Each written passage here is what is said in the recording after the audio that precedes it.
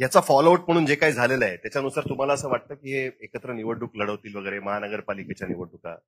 कारण शेवटी राज ठाकरे तुमच्या बरोबर होते लोकसभा निवडणुकीमध्ये, तुमचे जवळचे मित्र आहेत आणि या सगळ्या गोष्टी, तर ते होतील एकत्र असं वाटतं का? तुम्ही एक शेवटचा प्रयत्न करून बघणार आहात? मैत्री आपल्या ठिकाणी आहे, पण त्यांनी त्यांचे पॉलिटिकल निर्णय त्यांना जेव्हा पाहिजे तेव्हा तसे निर्णय घेतले आहेत. त्यामुळे त्यांना एकत्रित व्हायचं असेल तर एकत्रित होतील, वेगळं लढायचं असेल तर वेगळं लढतील.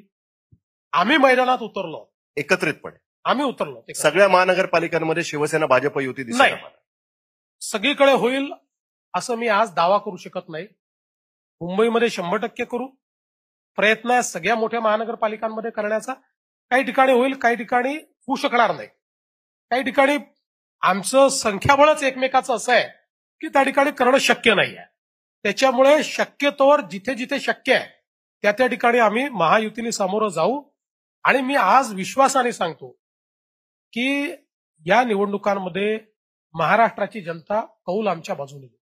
म्हणजे पुन्हा एकदा 2017 सारखं खिशातले राजीनामे, वाघ, सिंह हे सगळे आम्हाला बघायला मिळणार आहेत. याची तयारी आम्ही सुरू केली पाहिजे. महानगरपालिका तुमच्याकरता एंटरटेनमेंटचा काळ येतो आहे. आता पुन्हा एकदा ती भाषणं तुम्हाला ऐकायला मिळणार आहे की ज्या भाषणांमध्ये मुंबईला महाराष्ट्रापासून तोडण्याचं षडयंत्र सुरू झालेलं आहे. इलेक्शन आलं की षडयंत्र सुरू होतं, इलेक्शन संपलं की ते षडयंत्र. राजीनामा पण मी म्हटलं, खिशात राजीनामे, बऱ्याच गोष्टी आहेत. त्या सगळ्या गोष्टी पण आम्हाला बिलकुल फुल एंटरटेनमेंट.